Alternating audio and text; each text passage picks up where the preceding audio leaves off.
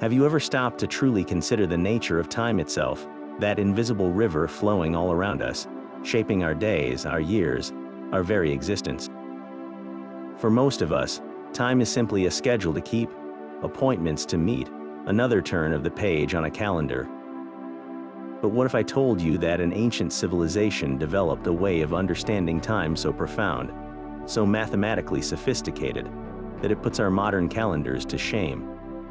A system that didn't just mark the days, but wove together cosmic cycles, human destiny, and celestial events into one breathtaking tapestry of knowledge. Welcome to the mind-bending world of the Ancient Mayan Calendar System, and I promise you, this is nothing like any calendar you've ever seen hanging on your wall. Picture this, deep in the rainforests of Mesoamerica, over 1,000 years ago, without telescopes or computers, Mayan astronomers calculated the movements of planets and stars with an accuracy that still leaves modern scientists in awe. They didn't just track time, they mastered it. Their calendar wasn't a single system, but an intricate web of interlocking cycles, a kind of cosmic clockwork that harmonized the rhythms of the Earth with the dance of the heavens. It was so precise that it could predict solar eclipses, track the orbit of Venus, and even, as many remember, spark global fascination with its so-called end date, which some interpreted as a prophecy of doom. But there's so much more to this story than apocalypse rumors. This is a tale of genius, of a people who looked up at the night sky and saw not just stars, but a language of time waiting to be decoded. So in this video, we're going to unravel one of history's greatest mathematical and spiritual marvels. Together, we'll explore how the Maya built what amounts to a multi-layered time machine, one that connected the everyday to the eternal. We'll demystify the cycles within cycles, the sacred Tzolk'in, the solar Haab, and the awe-inspiring long count, and discover how these ancient timekeepers encoded their understanding of the universe into stone and story. By the end, you won't just see a calendar, you'll glimpse the mind of a civilization that viewed time as a living, sacred force. So settle in, open your curiosity, and let's journey back through the centuries to uncover the secrets of the Maya, and perhaps, in doing so, rethink our own relationship with time itself.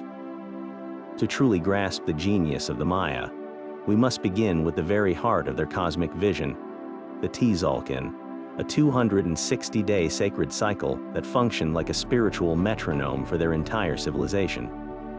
Unlike our calendars, which are primarily practical tools for organization, the Tzolk'in was a living, breathing entity, a divine script that assigned a unique spiritual energy to each day. It was the foundational layer upon which all other timekeeping was built, intertwining the fate of kings and commoners alike with the rhythms of the unseen world. This calendar's structure is a masterpiece of numerical harmony, combining two independent wheels that turn in perfect sync. One wheel contained 20-day signs, each with its own name and powerful symbolism, representing forces of nature, animals, and fundamental aspects of life, like Mix, the primordial water monster, or Akbal, the darkness before the dawn. The other wheel was made of the numbers 1 through 13, which were not just quantities but sacred tones, each carrying its own specific vibration and influence. Imagine these two wheels turning against each other, like interlocking gears in a celestial clock. Each day is a unique combination of a number and a sign, and it takes 260 spins for a specific pair, like one mix, to come around again. This creates 260 distinct days, each with its own unique portent and personality. This system was far more than an abstract concept. It was the ultimate guide for daily existence. Mayan priests, the keepers of this sacred knowledge, would consult the Tzolk'in to determine the most auspicious days for every conceivable action. The energy of a day might be perfect for planting crops, but terrible for starting a war. A specific combination could signal a powerful time for healing rituals, royal coronations, or communicating with ancestors. It was believed that a person's destiny was profoundly shaped by the specific energies present on their birth date, much like astrological signs in other traditions, but with a far more complex and precise mathematical underpinning.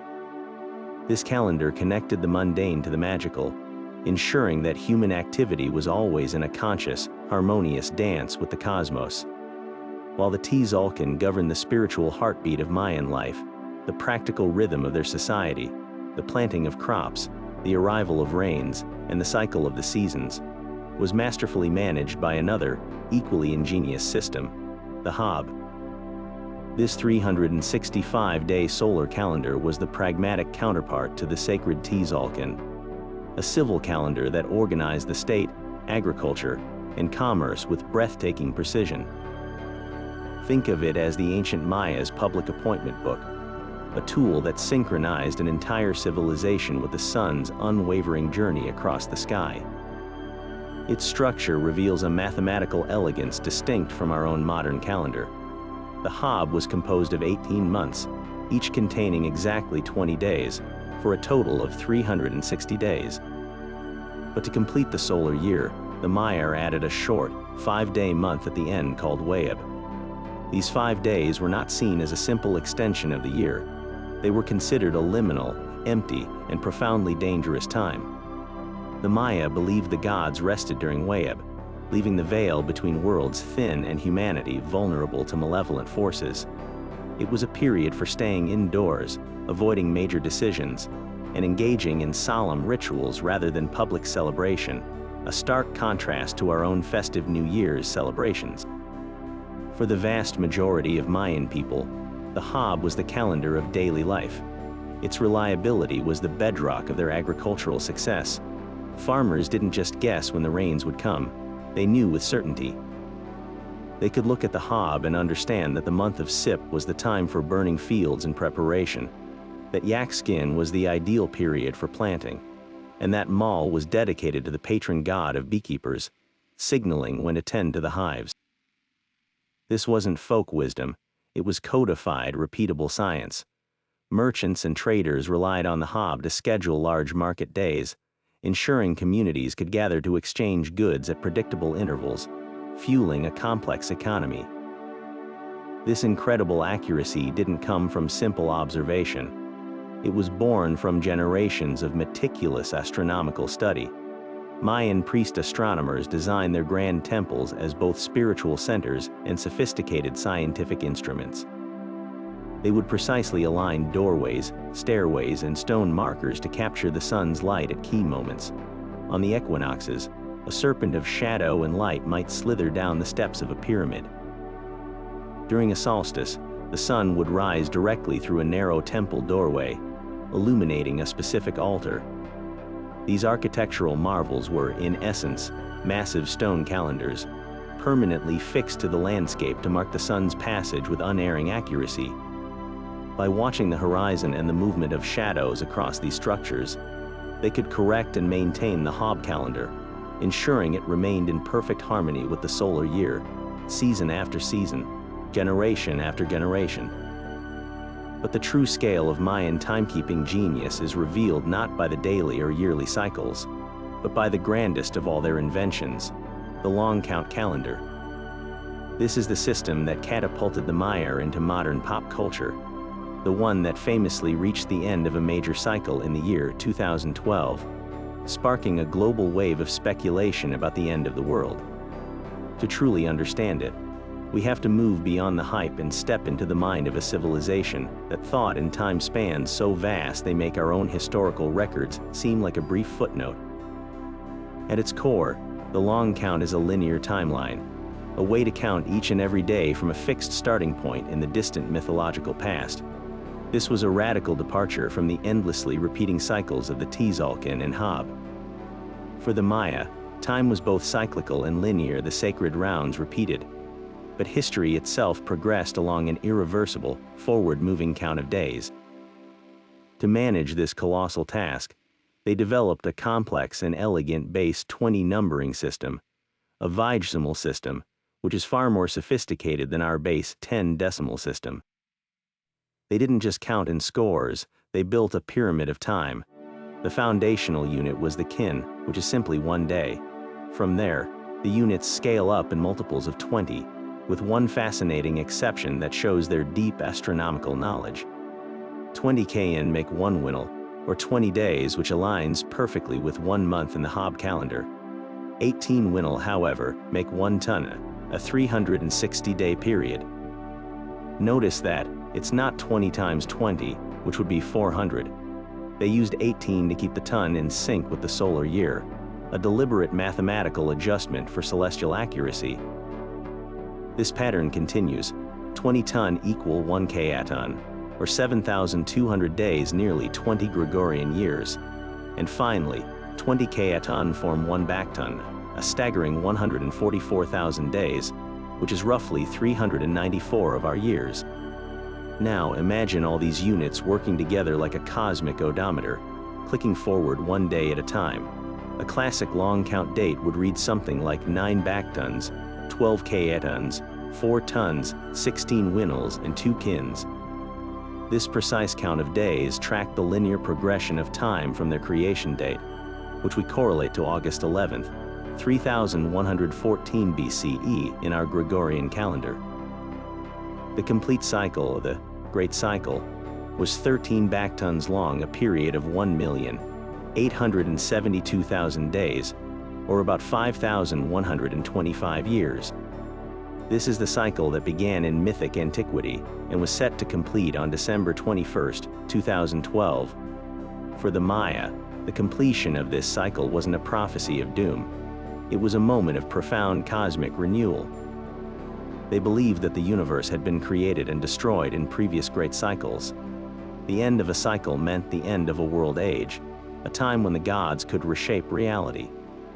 It was a time of potential transformation, not annihilation, a reset of the cosmic odometer, so to speak, heralding the beginning of a new creation era. The much-feared end date was simply the expiration of one vast period of time and the exhilarating, sacred birth of the next. To appreciate the full scope of their calendar, we must first crack the code of their mathematics, because their entire conception of time was built upon a numerical system of such elegant simplicity and raw power that it stands as one of humanity's greatest intellectual achievements. Forget everything you know about Roman numerals or even our own base 10 system.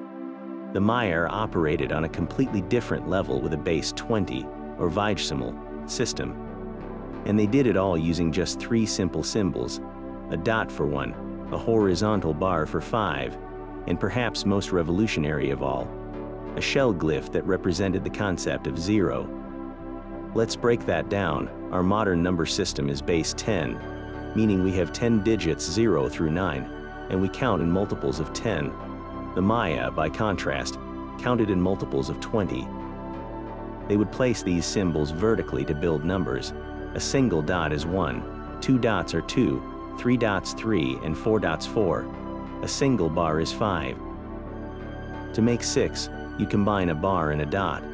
7 is a bar and 2 dots, all the way up to 19, which would be 3 bars and 4 dots. This might seem straightforward, but the real magic, the thing that gave their mathematics its incredible power, was their use of place value and that shell symbol for 0. Just as we use columns for ones, tens, and hundreds, the Maya used vertical place values. The bottom row was the ones place. The row directly above it wasn't the tens place, but the 20s place. The row above that was the 400s place, because 20 times 20 is 400. The next row up was the 8000s place, and so on, climbing into the millions. This is where 0 became absolutely essential. The shell glyph acted as a placeholder, just like our modern 0. It allowed them to distinguish between, for example, 20, which would be a single dot in the 20s place and a 0 shell in the ones place, and simply 1, which would be a single dot in the ones place. This sophisticated use of a placeholder for nothingness was a conceptual leap that many other advanced civilizations, including the Romans, never made. This wasn't just theoretical, it was the engine behind their astronomical precision. Armed with this system, a Mayan priest astronomer could perform complex calculations that would make your head spin. Let's take the orbit of Venus, a planet of immense importance to the Maya, who saw it as a dual symbol of war and renewal. They didn't just note that Venus reappeared in the sky. They calculated its exact synodic period, the time it takes to return to the same point in the sky relative to the sun, as 584 days. Our modern measurement puts it at 583.92 days. Their calculation was off by less than 2 hours over an entire year, a margin of error of just 0.0002%. They achieved this by tracking its movements over generations and using their vigesimal math to find patterns. They understood that 5 cycles of Venus very nearly equaled 8 Haab solar years. 5 times 584 is 2,920 days. 8 times 365 is 2,920 days. This perfect confluence of cycles meant that the positions of Venus, the Sun, and the Earth would realign every 8 years. They could plug these vast numbers into their place value system and predict exactly when Venus would appear as the morning star or the evening star, centuries into the future. They could do the same for Mars, for Jupiter, and most famously, for solar eclipses. They saw an eclipse not as a random event, but as a predictable celestial conversation, one they could listen in on because they held the mathematical key. This ability to project the cosmic dance so far into the future with such stunning accuracy wasn't just science. It was a form of power, allowing them to weave the very fabric of time into the foundation of their culture. This abstract concept of nothingness, this shell glyph representing zero, was the master key that unlocked the Maya's true potential, allowing them to make calculations of a scale and complexity that were simply unimaginable in other parts of the world at the time. To put their achievement in its proper historical context, consider what was happening mathematically in the rest of the world. While Mayan scholars were using zero to chart the cosmos with pinpoint accuracy across millennia, much of medieval Europe was still struggling with cumbersome Roman numerals. Try multiplying mmxliv by clx. I using only letters. It's a slow, agonizing process of abacus-assisted guesswork that often ended in error. The elegant Hindu-Arabic numeral system, which included zero, wouldn't become widespread in Europe for another 500 to 800 years. The Maya weren't just ahead of their time, they were operating on a completely different mathematical plane. We can see this revolutionary zero in action, preserved for us in the few precious Mayan books that survived the humid climate and later destruction, the Dresden, Madrid, and Paris codices. These aren't just historical artifacts, they are working scientific manuals. The Dresden Codex, in particular, is a stunning astronomical almanac. Its pages are filled with precise tables for predicting the movements of Venus and Mars, and for forecasting solar eclipses. These tables are grids of numbers, meticulously calculated using their vigesimal place value system. You can see the bars and dots arranged in vertical columns, with the shell glyph, the zero, sitting proudly in its place, holding the structure together. It's the zero that allows a number like 1 ton to be clearly written as 0 kins, 0 winnels, 1 ton, and 0 higher units, a concept that would be utterly unwritable in a system like Rome's. This mathematical prowess translated directly into architectural genius on a scale that is still breathtaking to witness. The Maya didn't just build pyramids, they engineered them to be permanent, stone calendars and astronomical observatories. The Pyramid of Kukulkan at Chichen Itza is perhaps the most famous example. Its design is a physical manifestation of their calendar. The structure has 4 sides, each with 91 steps. Add the single step at the top platform, and you get 365 steps total, 1 for each day of the Haab solar year. But the real magic happens during the equinoxes. As the sun sets, a play of light and shadow creates the illusion of a massive serpent slithering down the northern staircase, connecting the sky temple to the earth in a display that required an incomprehensible level of precision in its alignment. They could only achieve this because their mathematics allowed them to calculate angles, track the sun's shifting path with extreme accuracy over long periods, and then translate those abstract numbers into tons of carved limestone, ensuring the entire building functioned as intended for centuries. This accuracy is almost unnerving. Their calculated solar year length was 365.2420 days, our modern measurement, using satellites and atomic clocks, is 365.2422 days. The Maya, using sticks to mark shadows on observatory platforms and a numerical system built on dots and bars, were off by just 17.28 seconds per year. That's a margin of error of roughly 0.00005%. To put that in perspective, their calendar was more accurate than the Gregorian calendar we use today until just a few hundred years ago.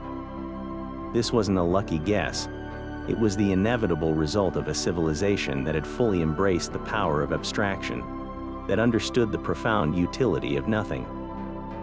Their zero was the silent partner in every calculation, the invisible foundation that supported their entire cosmic vision, enabling them to not just observe the heavens, but to truly master them.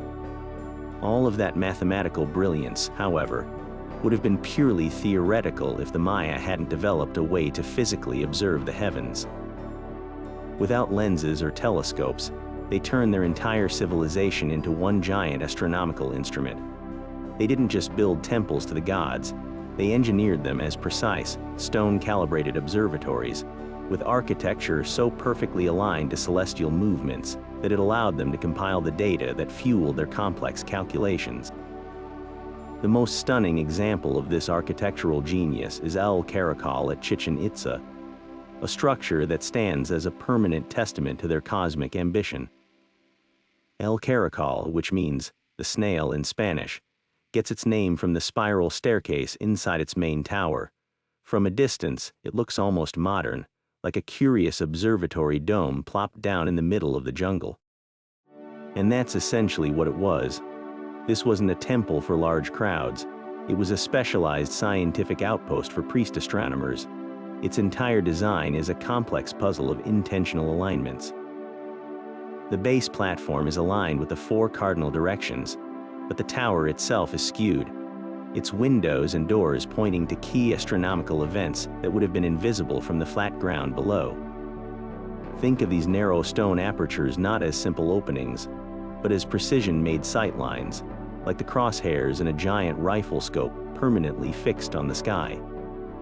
Through these slits, Mayan astronomers could track the most subtle dances of the planets. The most important of these was Venus. Its cycles governed warfare, rituals, and the fate of kings. Certain windows in El Caracol are meticulously aligned to frame the extreme northern and southern points of Venus's path along the horizon, the exact spots where it rises and sets at the farthest ends of its 20 cycle. Another critical alignment captures the sunsets on the spring and autumn equinoxes. From a specific vantage point inside the structure, a priest would watch the sun disappear behind a distant, unrelated building in the city, a corner notch perfectly designed to catch the last sliver of light on those 2 days only. This wasn't coincidence, it was celestial engineering. The process of observation was a lifetime's work. An astronomer would spend night after night in the darkness of the tower, watching a specific star or planet rise through a stone window. He would mark its position against a fixed stone marker on the horizon, perhaps a carved notch on a distant wall. Over years and decades, these meticulous records, likely kept in now lost bark paper books, would reveal the planet's slow drift. They could see that Venus didn't return to the exact same spot after 584 days. It was off by a tiny fraction, so they began developing correction formulas. They discovered that after 65 Venus cycles, which is 104 of their solar years, the pattern almost perfectly reset. This cycle of cycles allowed them to fine-tune their predictions, creating a self-correcting calendar of staggering long-term accuracy. To visualize this, imagine a lone figure silhouetted against the deep violet of a tropical twilight, his eye pressed close to the cool stone of an observatory window. He's not just stargazing, he's conducting a rigorous, scientific ritual. He holds a cord, possibly with knots marking units of time, and chants the count of days since the last observation.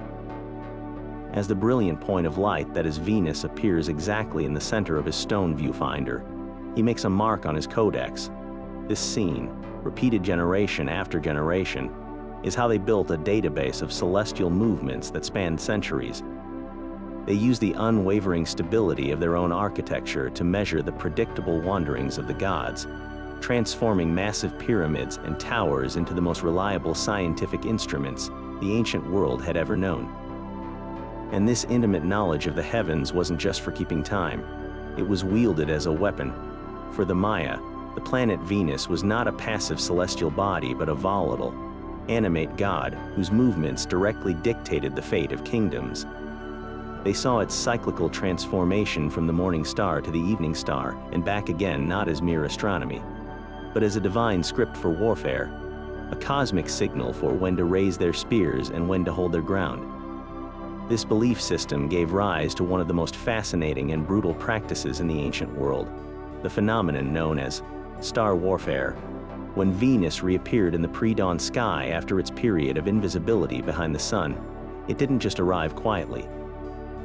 To the Maya, this was the rebirth of a wrathful deity, an event charged with dangerous, potent energy. The Dresden Codex, that incredible surviving book of Mayan science, contains detailed tables specifically dedicated to tracking this 584-day cycle of Venus. But these aren't dry astronomical charts. They are almanacs of divine influence. Each phase of Venus's journey was associated with a different god and a different set of omens. The period when Venus first emerged as the morning star was linked to the god Caoil, a deity often depicted with a smoking torch or a serpent foot, representing lightning and fire forces of sudden, destructive power. This was not a time for peace. The Maya believed that the influence of Venus during this phase could inflict harm on entire populations, bringing disease and misfortune, but it could also be harnessed by a savvy ruler to bring that same chaos upon his enemies. This is where the concept of Star War comes in. Inscriptions on stone stelae at sites like Das Pilas, Naranjo, and Tikal record specific attacks that were launched under the auspices of this celestial event. The glyph for this event is chillingly direct. It combines the symbol for a star, representing Venus, with the symbol for war, which depicts a hand grasping a spear or a club. A king wouldn't simply decide to attack a rival city. He and his priests would meticulously consult the Venus tables. They would wait for the precise moment when the planet's position and phase were deemed most favorable for launching a campaign of conquest. The goal was to essentially capture and redirect the malevolent energy of Venus, to channel its destructive power against their foes. A victory achieved under this celestial sign was proof of a king's divine right to rule and his successful communion with the volatile forces of the cosmos. It was the ultimate fusion of science, religion, and military strategy. The associated deities painted a complex picture of the planet's perceived personality. As Venus transitioned from the morning star to its superior conjunction, and then reappeared as the evening star, its identity shifted. It could be associated with the aged goddess Ixchel, a figure connected to both healing and destructive floods, or with the hero twins from the Mayan creation epic, the Popol Vuh, who outwitted the gods of the underworld. This wasn't a simple good vs. evil association. It was about tapping into a specific type of power at a specific time. Launching an attack under the influence of one god might be best for a surprise assault, while another might favor a ritualistic capture of enemies for sacrifice. The Venus pages in the Dresden Codex served as a manual for navigating these divine moods, allowing a king to not just predict the planet's position, but to anticipate its spirit and plan his military and ritual actions accordingly, turning the cold mechanics of orbital cycles into a heated theater of celestial warfare. Of all the celestial events the Maya mastered, perhaps none held more immediate, palpable power than a solar eclipse. In a world lit only by the sun and moon, the sudden, unexpected darkening of the day was a moment of pure, undiluted terror.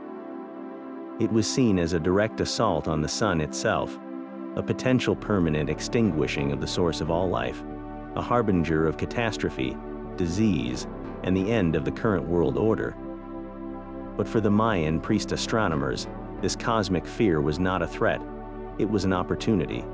By learning to predict these events with astonishing accuracy, they transformed a symbol of chaos into the ultimate tool of control. solidifying their authority as the indispensable mediators between humanity and the gods. Their secret weapon, once again, was their unparalleled ability to find patterns in the seeming randomness of the sky. They didn't just watch the moon, they understood its celestial mechanics on a profound level. The key to their success was tracking the moon's nodes, the 2 points where the moon's orbital path around the Earth intersects with the Earth's orbital plane around the Sun, known as the ecliptic. Eclipses can only occur when the Sun is near one of these nodes at the same time the moon is new for a solar eclipse or full for a lunar eclipse. It's a complex celestial alignment, but the Maya cracked its code. Through generations of meticulous record-keeping, they identified a crucial rhythm, a period of 173.3 days, which is the time it takes for the Sun to return to the same lunar node. They called this period a zennial, and they realized that after 3 of these periods, 519.9 days, eclipse conditions would repeat. This 520-day cycle, which neatly aligns with 3 eclipse seasons, became the cornerstone of their predictions. This abstract knowledge was then codified into practical, working tools, and the most spectacular example survives in the Dresden Codex. The Codex contains a series of pages known as the eclipse table, a complex and beautiful chart that stretches across 11 pages. It's not merely a list of dates, it's a functioning instrument designed to be used for centuries. The table is structured around cycles of 405 lunations, or full moons, which is an incredible 11,960 days, roughly 33 years. This long cycle was chosen because it almost perfectly realigns with their eclipse seasons.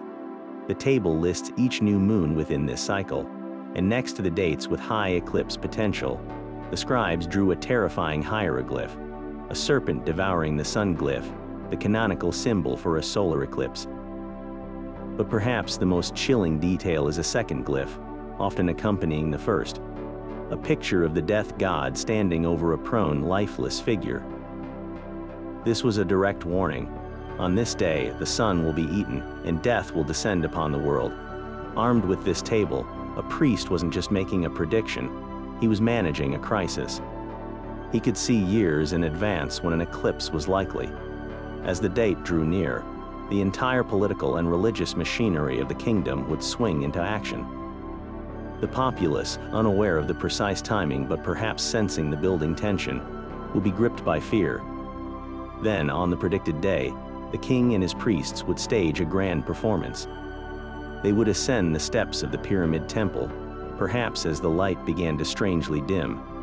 They would call upon the gods, perform vigorous rituals of bloodletting and sacrifice, and loudly intercede on behalf of their people.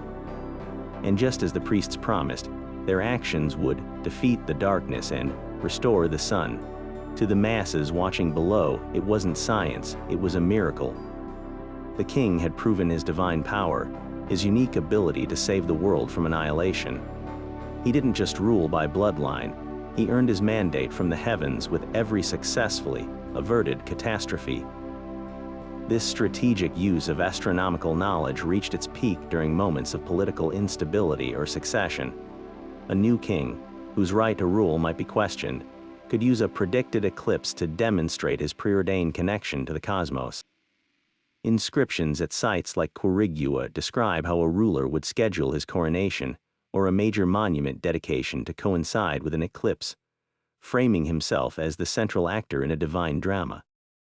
He wasn't just a man taking the throne, he was the hero stepping forward at the precise moment the gods demanded, his authority literally written in the stars.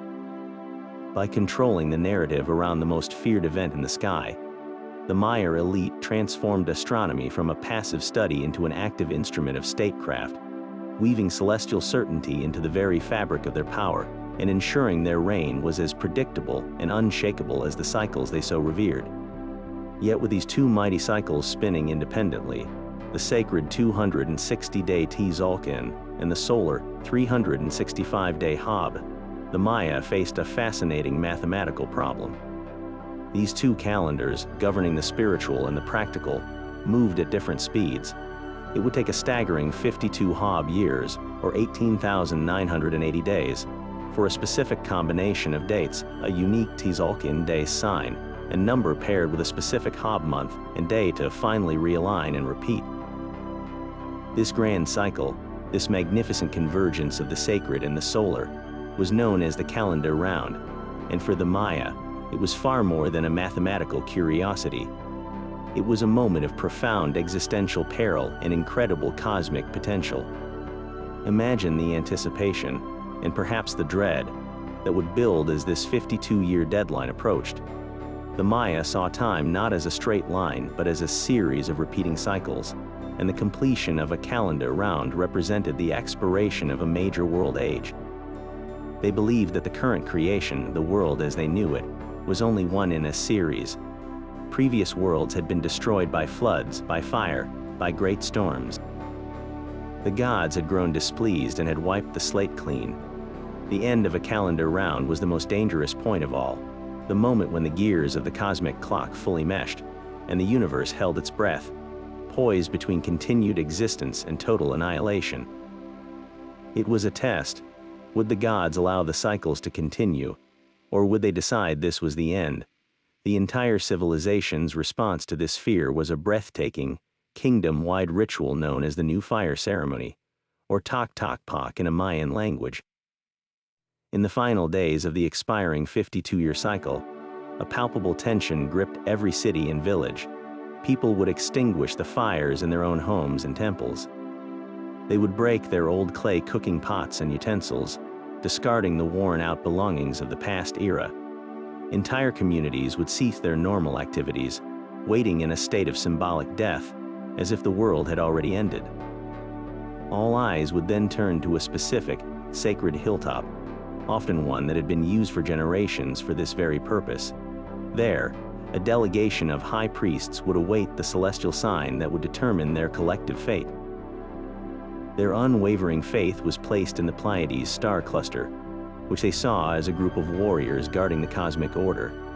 As darkness fell on the final night of the cycle, the priests would watch the sky with an intensity we can scarcely imagine. If the Pleiades reached its zenith in the midnight sky, it was the ultimate sign of divine favor. The gods had granted them another 52 years. The high priest would then take a ceremonial drill and, with immense ceremony, kindle a new fire on the chest of a noble captive or a specially chosen representative. This was no ordinary flame. It was the first fire of the new creation, a spark of life drawn directly from the cosmos itself. Runners, holding torches lit from this primordial blaze, would then fan out across the kingdom like a wave of hope, carrying the new fire to every temple, every home, and every hearth, literally relighting their civilization from a single, sacred source. We can see the immense importance of this ceremony immortalized in artifacts, most notably on the beautiful Dresden Codex, a manuscript from central Mexico that reflects beliefs shared across Mesoamerica. One vivid page depicts a god, often associated with a fire drill, igniting a new flame while seated within a temple that represents the cosmos itself. Other figures surround him, representing different deities and aspects of time, all witnessing this moment of rebirth. These artifacts aren't just pictures, they are theological diagrams, showing how the ritual was believed to literally reanimate the world, tying the fate of humanity directly to the successful performance of a sacred duty. This 52-year rhythm created a societal pulse that connected communities across vast distances, from the Yucatan Peninsula down into the highlands of Guatemala. While local kings ruled individual city-states, the shared belief in the calendar round and the universal need for its renewal created a powerful cultural unity.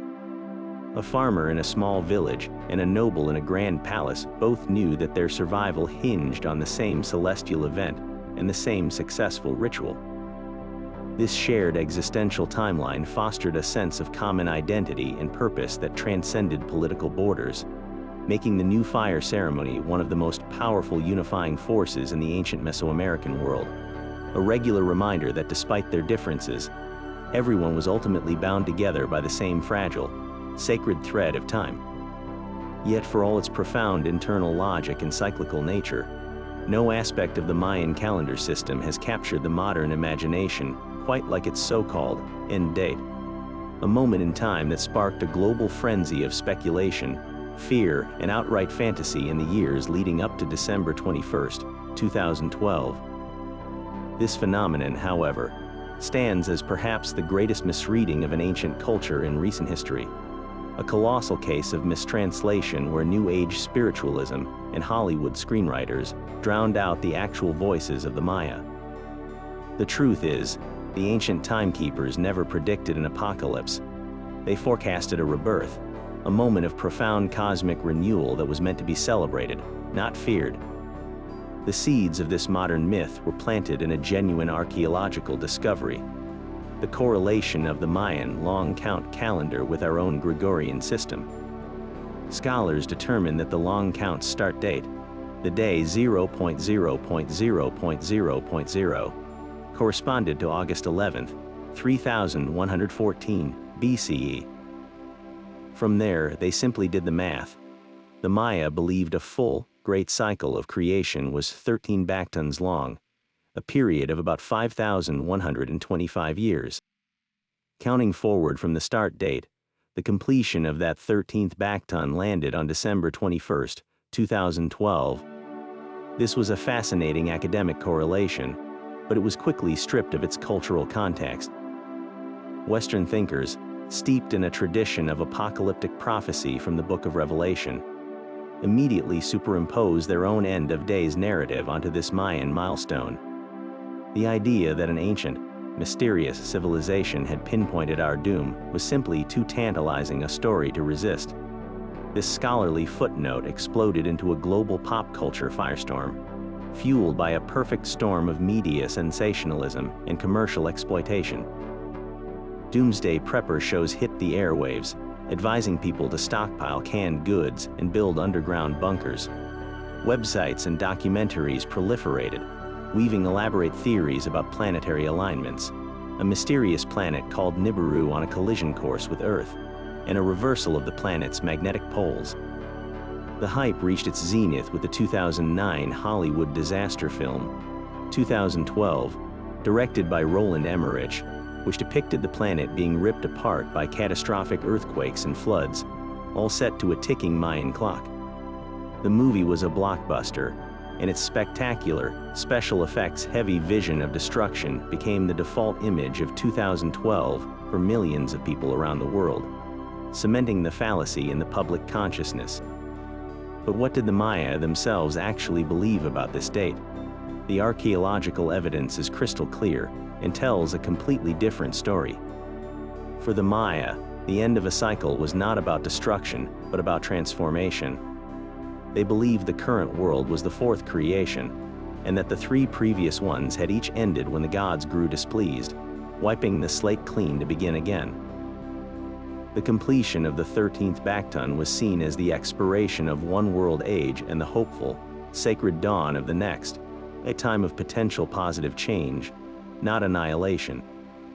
It was a reset of the cosmic odometer, a moment to honor the past and welcome the future. This concept of cyclical renewal is a cornerstone of indigenous Mesoamerican thought, entirely opposite to the linear, final ending concept found in Western apocalypticism. Perhaps the most definitive proof against the doomsday interpretation comes from the Maya's own writings. At the archaeological site of Tortuguero in Mexico, a stone monument known as Monument 6 contains an inscription that directly references the 2012 date.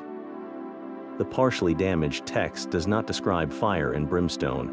Instead, it seems to describe the descent of a Mayan god associated with creation and the beginning of a new era on that very day. Even more compelling are inscriptions that discuss events planned for far into the future, long after the 13 bakton period had concluded. At the site of La Corona, archaeologists discovered a staircase with hieroglyphs that record a royal visit by a king in the year 2012, not because it was the end, but because it was a politically strategic date to legitimize his rule by linking it to a major cosmic event. Most stunningly, the inscriptions include references to future anniversaries and rituals that were intended to be celebrated in the year 4777 AD. dates that would occur in the 20th Bacton. You don't schedule parties for the far future if you believe the world is about to end. The ancient Maya were not prophets of doom. They were architects of time who built a system meant to endure for millennia, a gift of knowledge designed to carry their understanding of the cosmos forward across countless generations. While our journey so far has explored the intricate mechanics and historical context of the Mayan calendar, the story doesn't end with the ruins of ancient cities or the pages of dusty codices. In the mist-shrouded highlands of Guatemala, the sacred count of days is not a relic of the past but a vibrant, living heartbeat. The ancient knowledge of the Tzolk'in has been passed down through an unbroken chain of guardians, a lineage of Maya spiritual guides known as Ajkijab, the daykeepers. These modern practitioners are the living embodiment of a tradition spanning millennia, and through their work, we gain an unparalleled window into the original calendar's profound spiritual depth, far beyond what archaeology alone can ever reconstruct. An Ajkij, which translates to keeper of the days, is far more than a priest or a shaman. They are a human bridge between the physical and spiritual worlds, a living almanac, and a community counselor all in one. Their path is not chosen lightly. Many are called to this life through a powerful, recurring dream, a strange illness that defies modern medicine, or a series of inexplicable events that traditional elders recognize as a sign from the ancestors. The training is arduous and deeply personal, often lasting years under the guidance of a seasoned mentor. An apprentice must learn to memorize the unique energy of each of the 260 days, understanding the complex dance between the 20-day signs and the 13 numbers. But this is more than rote memorization. It is a spiritual awakening, a process of learning to feel the subtle vibrations of the cosmos and interpret their meaning for individuals and the community. At the core of the daykeepers' practice is the mesa, a ceremonial bundle that serves as a portable altar in a microcosm of the universe. Unwrapping a mesa is a deeply sacred act. It typically contains a collection of crystals, seeds, ancient pottery sherds, and small, smooth stones, each item representing a different aspect of the natural and spiritual world. The four directions, the sky, the earth, and the underworld. The daykeeper will carefully lay these items out on a cloth, often following a specific pattern dictated by the energy of the day. They then begin the ceremony, offering prayers, burning traditional resins like copal, and sometimes making offerings of candles, flowers, or aguardiente to the sacred fire. The smoke from the fire carries these prayers to the ancestors, creating a direct line of communication with the other world. The entire ritual is a physical manifestation of the calendar's energy, a way of aligning human intention with the predetermined flow of cosmic forces. A primary role of the Ajkij is to be consulted for day reading. A family might seek guidance on the most auspicious day to plant their crops, start a business, or hold a wedding. A person feeling lost or ill might visit to understand the spiritual influences affecting their life. The daykeeper, upon learning the client's date of birth, can calculate their navel, their spiritual essence or life force connected to the Tzolk'in. By reading the energy of the current day in relation to the client's navel, the Ajkij can offer profound guidance. For instance, a day governed by the sign Naj is associated with ideas and intelligence, making it an excellent time for making important decisions or starting an educational endeavor. Conversely, a day like Tijax, linked to surgeons and conflict, might be advised for resolving disputes but warned against for elective surgery. This practice demonstrates the calendar's enduring role as a practical guide for harmonizing human activity with the universe's rhythms. Anthropologists working in these communities, such as Dr. Barbara Tedlock, who was actually initiated as a daykeeper herself, emphasize that this living practice resolves mysteries that stones and texts alone cannot. Archaeological interpretation can tell us how the calendar worked, but the Ajkijab show us why it mattered. They provide the emotional and spiritual context that is absent from an ancient inscription. For example, while we can decipher the glyph for the day Kayat, meaning net or entanglement, an anthropologist learns from a daykeeper that its energy is not just about being caught, but about the necessary process of being gathered together for a purpose, a time to consolidate resources or bring a community together. This living context transforms a static symbol into a dynamic, nuanced force, revealing the calendar as a deeply philosophical system for understanding the challenges and opportunities inherent in the flow of time. Perhaps the most powerful lesson from the daykeepers is the concept of balance and reciprocity, known as Jalaj Kexaj. This principle holds that the universe operates on a cycle of transformation and exchange. The energy of the days is not about good or bad fortune. It is about understanding the nature of the energy present and learning to work with it appropriately. A difficult day sign isn't cursed. It presents a specific type of challenge meant to foster growth and strength. The ceremonies performed by the Ajkajab are a form of maintaining this balance, giving thanks to the earth and the ancestors for the gift of life and time. In a modern world often fixated on controlling and dominating nature, the daykeepers offer a radically different perspective, one of listening, adapting, and participating in a sacred, reciprocal relationship with the cosmos. Their enduring tradition is a powerful testament to the resilience of Mayan culture and a profound reminder that some of humanity's greatest wisdom is not found in books, but carried in the hearts and practices of those who keep the old ways alive. For a Mayan king, the calendar was not a tool of administration, but the very source of his divine authority. His right to rule was not inherited through bloodline alone. It was earned and continuously proven through his mastery of time itself. He was the living embodiment of the cosmic order, the human hinge upon which the turning of the ages depended, and his every major life event was meticulously choreographed to align with the sacred rhythms of the universe. A coronation held on a random day was unthinkable. Instead, a new king would ascend the jaguar skin throne on a date overflowing with potent energy, often the completion of a Kaetan, a period of roughly 20 years, or another significant calendar milestone. This was a public declaration that his reign was not a mere political event, but a divinely sanctioned new chapter in the story of creation. This profound connection to the calendar was so central to a king's identity that it often became part of his very name. We see this beautifully illustrated in the case of one of Kapan's most famous rulers, who was widely known as 18 Rabbit. This wasn't a whimsical nickname. It was his sacred calendar name, drawn directly from his birth date within the Tzolk'in cycle. To be named after the day of your birth was to forever carry its spiritual essence, its nawal. It announced to the world that the king was not just a man who happened to rule, but a person whose destiny was inextricably woven into the fabric of time from the moment he entered the world. He was the human manifestation of the day sign rabbit, a symbol often associated with abundance and the moon, and the number 18, carrying its own specific sacred vibration. His name was a constant, walking reminder of HIS Chinese letter, his divine mandate. The most powerful way a king could demonstrate this mastery was by publicly predicting and then presiding over celestial events. Imagine the scene: the populace, gripped by the superstitious fear of an impending solar eclipse, gathers in the main plaza. The king, adorned in his full jaguar head headdress and Quetzal feather regalia, ascends the pyramid temple.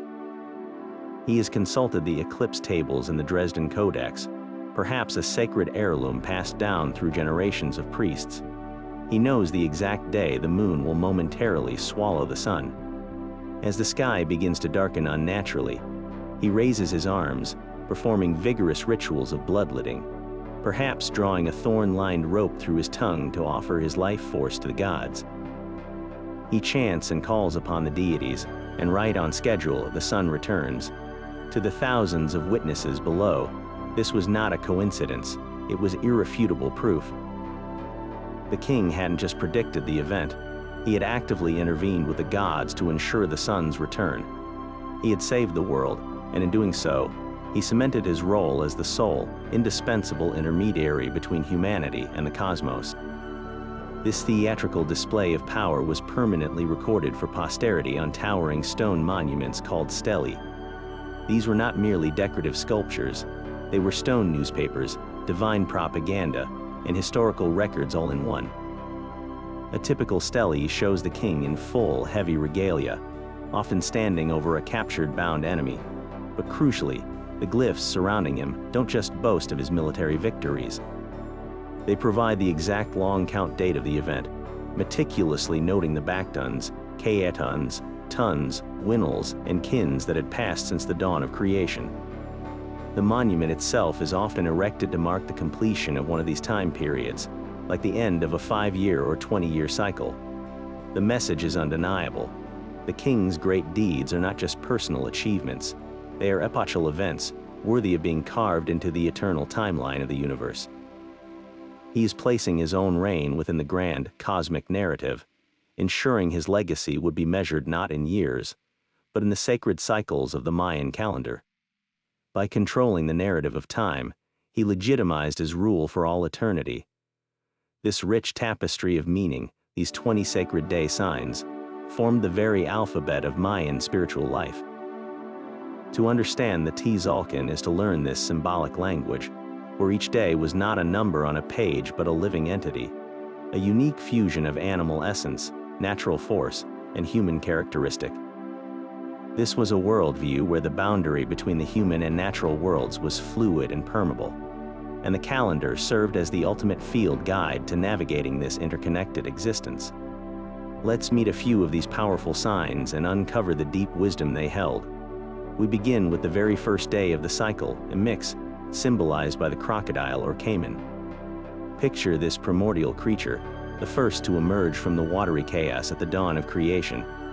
Emix represents the raw, untamed potential of beginnings, the deep unconscious mind, and the fertile waters of life itself. A person born on an Emix day was believed to be deeply creative, a wellspring of new ideas and profound dreams, but they might also struggle with a tendency toward confusion or being overwhelmed by the depths of their own emotions. Following Emix comes Ik, the day of wind and breath. This sign is the invisible force of spirit, the hurricane's destructive power and the gentle whisper that carries a prayer to the gods. Ik individuals were seen as communicators and thinkers, capable of spreading ideas like a breeze, but they also had to guard against a scattered nature or the potential for creating metaphorical storms in their relationships. Then we have the powerful energy of Akbal, the night house or owl. Far from being a sign of darkness in a negative sense, Akbal signifies the mystical transition time just before dawn, the realm of dreams, intuition, and ancient secrets waiting to be revealed. It is a time for inner work, for incubation and meditation. Those born under this sign were often the priests, the shamans, and the seers, the keepers of esoteric knowledge who could navigate the unseen worlds. Contrast this with the vibrant, outgoing energy of Lammat, the rabbit or Venus. This sign is one of pure celebration, artistry, and abundance. Lammat is associated with the planet Venus in its most benevolent aspect, symbolizing fertility, joy, and the spark of brilliance. A Lammat person was thought to be a natural artist, a charismatic leader who could multiply joy and opportunity wherever they went, a true bringer of light and laughter. Perhaps one of the most complex signs is Men, the eagle or the wise elder. This day embodies the concept of lofty vision, of seeing the bigger picture from a great height, combined with the accumulated wisdom of a long life. It represents the highest ideals, spiritual authority, and the responsibility that comes with great knowledge. A person born on a Men day was destined for leadership, not through force but through wisdom and a profound connection to divine will. And we cannot forget the formidable energy of Sib, the vulture or the waxing moon. In Western cultures, the vulture might be seen as a negative omen, but to the Maya, this bird was a sacred purifier, a transformator that cleansed the old to make way for the new. Sib is associated with patience, with ancestral wisdom, and with the deep, slow work of alchemy turning decay into new life. A Sib individual was often a healer, someone who could help others through profound transitions, honoring the past while guiding the way forward. This ancient practice is not confined to the history books. In many contemporary Maya communities, particularly in the Guatemalan highlands, these traditions are vibrantly alive. It is still common for parents to consult with a daykeeper to understand the energy of their newborn child's birth date. A boy born on the day of Ben, the reed, a sign associated with authority and stability, might be given a name that reflects that strength. A girl born on the day of Ajmak, the turtle, a sign of forgiveness and connection to the ancestors, might carry a name that honors that gentle, persevering spirit. The day sign becomes a part of their identity, a spiritual touchstone that offers insight into their inherent strengths and life's path. This symbolic language is also permanently etched into the landscape of the ancient Maya world. Walk through any major ruin and you will find these signs whispering from the stone. The facade of a temple might be adorned with the intricate mosaic mask of the jaguar, the sign of Ix, representing the powerful, earthly shaman who moves between the physical and spiritual realms. A carved lintel over a doorway might depict a ruler dressed as the monkey, the sign of Chiun, the divine artist and craftsman, to highlight his role as a patron of the arts and a master of culture. A massive stela could show a queen holding the glyph for Can, the seed or lizard, symbolizing her role as a nurturer who ensures the prosperity and future growth of her kingdom. This was not mere decoration. It was a direct communication of divine principles, a way of aligning the very architecture of their cities with the sacred cycles of time. The enduring power of these symbols speaks to a universal human desire to find meaning in the world around us, and to see our own lives reflected in the grand patterns of nature. The Mayan day signs offer a complex and beautiful system for doing just that, providing a lens through which to understand our personalities, our challenges, and our potential. They remind us that we are all connected to the crocodile's primal creativity, the eagle's lofty vision, and the vulture's transformative power, all playing our part in the eternal, sacred dance of time. While the 20-day signs provided the spiritual vocabulary of the calendar, the numbers 1 through 13 were the sacred grammar that gave that vocabulary its precise meaning and power. These were not mere counters or quantities. Each number was a living force, a distinct vibration that modified and intensified the energy of the day sign it was paired with. A day was never just a rabbit. It was 1 rabbit or 7 rabbit, and the difference between those two combinations was everything. This layer of numerical energy transformed the Tzolk'in from a simple almanac into a dynamic and deeply nuanced system of cosmic interpretation. The number 1, or Hun, was the energy of beginnings, of unity and the divine source. It represented the singular creative force, the spark of initiation. A day governed by 1 was considered an excellent time to start new projects, to set intentions, or to embark on a journey, as it carried the pure, undiluted potential of the day sign it accompanied. In stark contrast, the number 2, Ka, embodied duality, partnership, and division. It was the energy of relationship, of balancing opposites, and of making choices. Where 1 was about unity, 2 was about the tension and potential that arises from separation, making it a day for negotiation, for seeking counsel, or for acknowledging a different perspective. The number 4, Can, held a place of supreme importance, deeply rooted in the Mayan view of the cosmos. It represented absolute stability, foundation, and the 4 cardinal directions, east, north, west, and south, which anchored the world. Everything of permanence was built upon this energy. The 4 corners of a house, the 4 sides of a maize field, the 4 pillars of the universe. A day carrying the number 4 was seen as incredibly auspicious for laying foundations, for establishing laws, or for any activity requiring unwavering strength and endurance. It was the number of the earth itself, solid and reliable. On the other end of the spectrum was the number 9, Bolan, a number shrouded in the mysteries of the night and the underworld, known as Xibalba. It was associated with the lords of the night, with the cycle of death and rebirth, and with the intense, transformative power that comes from facing darkness. A 9-day was not necessarily negative, but it was powerful and required respect. It was a time for introspection, for honoring ancestors, for rituals connected to endings and the release of what no longer served.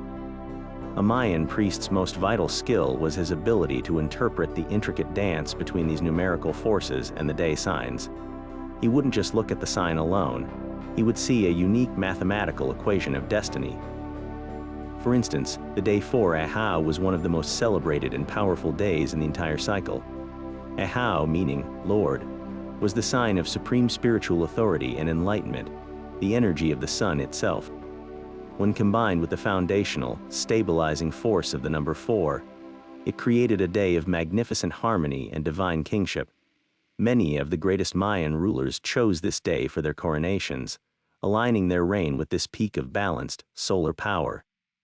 Conversely, a combination like 9 Akbal presented a far more complex and intense energy. Akbal, the sign of the night house, is already connected to darkness, dreams, and secrets.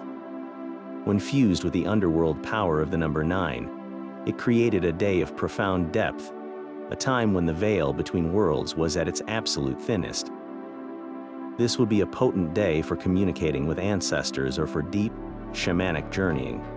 But it would also be a day treated with great caution for mundane affairs, as its energy was unpredictable and raw. This nuanced synthesis of number and sign provided a detailed celestial forecast for every single day, guiding the rhythm of an entire civilization. This wisdom permeated every level of society, from the royal court to the farmer's field. A king would consult the calendar to choose the most fortuitous number-sign combination for launching a military campaign, perhaps a day with the number 11, Bulak, associated with sudden victory and strength. A merchant would wait for a day with the number 8, Waxak, a number of abundance and multiplication, to schedule a major trading expedition, hoping to see his profits increase. Even the most personal decisions were guided by this system. Parents would present a newborn to a priest, who would calculate the child's navel based on their birth date. If a child was born on a day with the number 7, Uka, a number linked to reflection and sometimes deception, the parents might be counseled to nurture the child's intuitive gifts, but also to teach them the importance of honesty. The calendar was the ultimate interface between the human and the divine, a daily manual for living in conscious, respectful harmony with the invisible forces that shaped their world. To truly grasp the monumental achievement of the Mayan calendar, we have to journey back in time, long before the great cities of Tikal or Palenque ever reached for the sky, and ask the fundamental question: where did this all begin? The Maya are rightfully celebrated as the master timekeepers of the ancient world, but the seeds of their genius were planted by even earlier civilizations, who first looked to the heavens and saw a pattern waiting to be deciphered. The story of the calendar's origin is a fascinating archaeological detective story, one that leads us to the shadowy, influential world of the Olmec, often called Mesoamerica's mother culture. As far back as 500 BCE, centuries before the Maya calendar system reached its peak complexity, the Olmec people were already experimenting with sophisticated timekeeping. In the swampy lowlands of what is now Veracruz, Mexico, the Olmec erected massive stone heads and built great ceremonial centers. But perhaps their most enduring legacy was their early development of a written language and a numerical system, including the crucial concept of a placeholder, a precursor to the 0 the Maya would later perfect. Most significantly, archaeologists have found evidence on Olmec artifacts, like the famous Cascadule block, of glyphs that strongly resemble later Mayan day signs. This suggests the Olmec were using a formal, structured calendar, likely the 260-day Tzolk'in, to organize their ritual and civic life. They were the first great innovators, laying the foundational stones upon which all subsequent Mesoamerican calendars would be built. Another key player in this early development were the Zapotec people, centered in the highland city of Monte Alban. Around the same period, the Zapotec were also developing a calendar system, evidenced by inscribed stones known as danzantes that feature glyphs and numerals.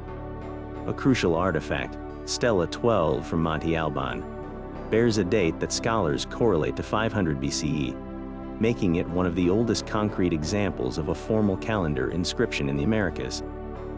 It appears that across a wide region of ancient Mexico and Guatemala, multiple cultures were simultaneously reaching for a way to codify time, likely borrowing and refining ideas from one another through extensive trade networks. The Maya did not invent the calendar in a vacuum. They inherited, refined, and ultimately perfected a system that was already ancient by the time their civilization arose. One of the most breathtaking pieces of evidence for this early calendar use comes from a remarkable archaeological discovery in Guatemala, the San Bartolo murals. Unearthed in a dark, buried pyramid in 2001, these exquisitely painted walls date to around 100 BCE, a very formative period in Mayan culture.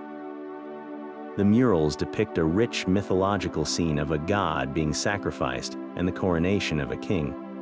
But for our story, the most electrifying detail is a glyph painted beside one of the figures.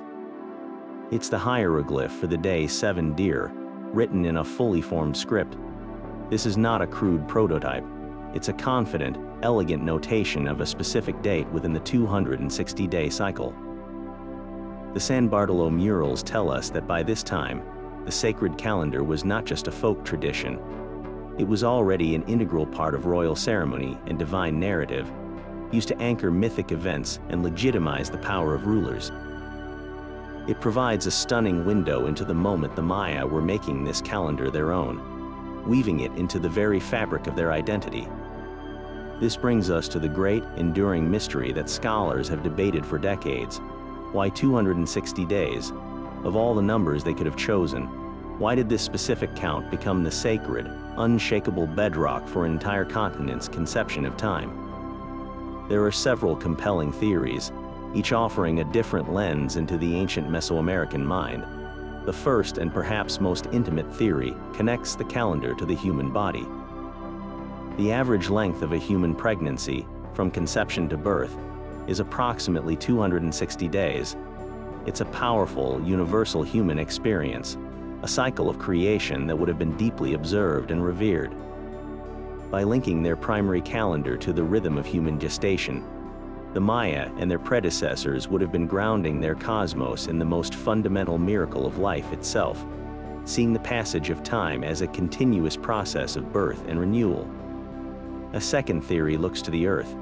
The 260-day cycle aligns remarkably well with key agricultural rhythms in the Mesoamerican world. It's almost exactly the length of the growing season for maize, the sacred crop that was the foundation of their existence. It spans the period from planting to harvest, encompassing the critical window from the first breaking of the soil to the gathering of the life-sustaining ears. This calendar would have been an indispensable farmer's almanac, dictating the precise, non-negotiable timetable for ensuring survival. The third, and perhaps most celestial, theory points to the heavens. The planet Venus, as we've seen, was of paramount importance. Its appearances and disappearances as the morning and evening star form a cycle that averages 584 days. Notice that 260 is a key fraction of that larger cycle. Furthermore, the zenith passages of the sun, the days when it passes directly overhead at noon, occur in the Maya homeland at intervals that also relate to this 260-day count. It's possible the calendar was designed as a mathematical tool to help track and predict these awe-inspiring celestial events. The most likely answer is that all of these theories are correct. The genius of the 260-day count is its sublime harmony. It resonates with the human body, the agricultural earth, and the movement of the cosmos simultaneously. It wasn't chosen for one single reason, but because it was the perfect number that unified the macrocosm and the microcosm, creating a sacred cycle that connected the very personal experience of birth to the vast, impersonal dance of the planets. This profound synthesis of biology, ecology, and astronomy is what made the Tzolk'in not just a calendar, but a complete philosophical system, a perfect wheel of time that kept the entire universe, from the womb to the stars, spinning in sacred sync. Imagine a book that survived 1,000 years of jungle humidity, European conquest, and even being submerged in water, only to end up on a library shelf in Germany, its true value unrecognized for centuries. This isn't a fictional adventure. It's the true story of the Dresden Codex, the most complete and dazzling of the 4 surviving Maya books, and our single most important key to unlocking the secrets of their celestial science. Far from a simple religious text, this document is a working astronomical almanac, a precision calculator, and a theological guidebook, all bound together into one extraordinary bark paper volume. Its journey to Europe is a tale of pure chance. We believe it was created in the Yucatan Peninsula around the 12 or 1300s, a product of the post-classic Maya period. Sometime after the Spanish arrival, it was sent across the Atlantic, likely as a curious souvenir for Charles V, the Holy Roman Emperor. Its trail then goes cold until 1739, when the director of the Royal Library in Dresden, Johann Christian Goetze, acquired it from a private owner in Vienna. The book was found tucked away in a corner of this individual's personal library, a forgotten treasure. For years, it sat on the shelves in Dresden, catalogued merely as an unknown Mexican picture book. Its true, magnificent nature wouldn't be understood until the brilliant, pioneering work of a Royal Saxon librarian named Ernst Wilhelm Fürstemann in the late 1800s. Fürstemann dedicated his life to deciphering the Codex's complex pages. He was the first to realize that the rows of dots and bars were numbers in the Maya vigesimal system. He identified the intricate, repeating patterns of the 260-day Tzolk'in and the 365-day Haab calendars. And then, he made his greatest breakthrough. He cracked the code of the Venus tables. Fürstemann realized that the 5 pages dedicated to the planet weren't just art. They were a precise mathematical instrument for tracking its 584-day cycle with astonishing accuracy, allowing a priest to predict its position as the morning star or evening star for generations into the future. His work opened the floodgates, transforming the Codex from a beautiful artifact into a rigorous scientific document. Paging through its 78 meticulously painted leaves is like stepping into the mind of a Mayan priest astronomer. The pages are a vibrant tapestry of crimson red, Maya blue, and deep black, filled with elegant glyphs and breathtaking illustrations of gods presiding over the cycles of time. One of the most dramatic sections is its eclipse warning table. It charts the cycles of the moon, marking periods of 177 or 148 days where eclipses are most likely to occur. Next to these critical dates, the scribes painted a terrifying hieroglyph, a serpent devouring the sun disk, a graphic symbol of a solar eclipse. Often accompanying it is a second, even more chilling image, the death god standing over a prone, lifeless figure. This wasn't merely a prediction. It was a dire warning of the catastrophe believed to accompany such an event. Beyond its famous astronomical charts, the Codex reveals the Maya's staggering mathematical prowess. It contains what scholars believe are multiplication tables, designed to streamline the immense calculations needed for long-range prophecies. One section appears to be a series of drills for learning how to work with large numbers, showing a deep institutionalized approach to teaching mathematics. But the true showstopper is a page that seems to predict a global flood. It depicts the aged goddess Ixchel, a deity associated with both childbirth and destructive deluges, pouring water from a jug onto the earth while a black sky filled with torrential rain looms above. Below her, the hieroglyphs count down through a long series of dates. Some researchers interpret this as a calculation for a past mythological flood, while others see it as a prophetic warning for a future cataclysm, demonstrating how the Maya used their calendar to project both past and future on a mythic scale. The preservation of this priceless document is itself a modern miracle. The Codex suffered severe water damage during the Allied bombing of Dresden in World War II. It was meticulously restored, but the ordeal left its pages warped and brittle, with some of the vibrant pigments forever faded. Today, it is kept in a climate-controlled vault in the Saxon State and University Library, rarely shown to the public. Yet, its legacy is more alive than ever. Through high-resolution, digital scans now available online, scholars and enthusiasts from all over the world can study every minute detail of its pages, continuing the work that Firstaman began over a century ago. Each new examination reveals another layer of complexity, another equation, another celestial connection, confirming that the Dresden Codex is not a relic but a living testament to one of history's greatest intellectual achievements. So how do we, in the 21st century, take a date carved on an ancient stela and know what day it was on our own calendar? How do we translate 9 backtons, 12 kaetons, 4 tons, 16 winnels, and 2 kins into something like August 11th, 3114 BCE? This monumental task of syncing two entirely different conceptions of time is known as the correlation problem, and cracking this code was one of the greatest detective stories in the history of archaeology. The solution, which is now the most widely accepted standard, is named after the 3 scholars who were instrumental in its development: the Goodman-Martinez-Thompson correlation, or GMT for short. It's the master key that allows us to lock the Mayan long count calendar precisely into our own Gregorian system. The quest to find this key began with a tantalizing clue from the era of first contact. When Spanish conquistadors and priests arrived in the 16th century, they documented that the Maya were still actively using their calendar systems. Crucially, some of these early European chroniclers recorded a specific date in both the Mayan and the Gregorian calendars. For instance, a Spanish bishop noted that a certain Mayan ritual ceremony ended on a day the Maya called 5 Lamad in the month of Pop, and he equated that to a specific date in his own calendar, July 16, 1553.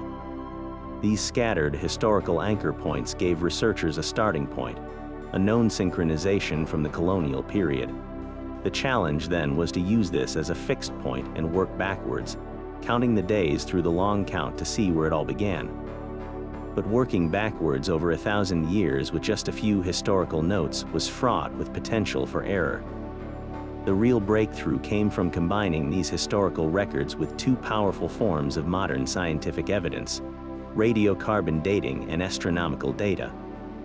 In the mid-20th century, scientists took samples from wooden lintels found in the ancient city of Tikal.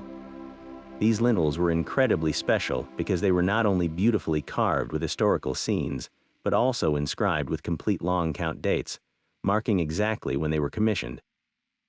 Using the then new technique of radiocarbon dating, scientists could estimate the absolute age of the wood. While carbon dating has a margin of error, the results provided a powerful independent check. The carbon dates for these lintels aligned spectacularly well with the dates predicted by the GMT correlation, offering hard scientific proof that the system was on the right track. Perhaps the most convincing evidence, however, came from the skies themselves. We know the Maya were obsessive and incredibly accurate trackers of Venus. The Dresden Codex contains detailed tables that predict the planet's movements with an error of just hours over a year. Scholars using the GMT correlation took these Mayan Venus tables and ran them through modern astronomical software that can calculate the precise positions of Venus for any date in human history. When they plugged in the dates according to the GMT correlation, the Mayan predictions matched the actual, historical positions of Venus almost perfectly. If the correlation had been off by even a few dozen years, the tables would have been useless. Venus would have been in the wrong part of the sky.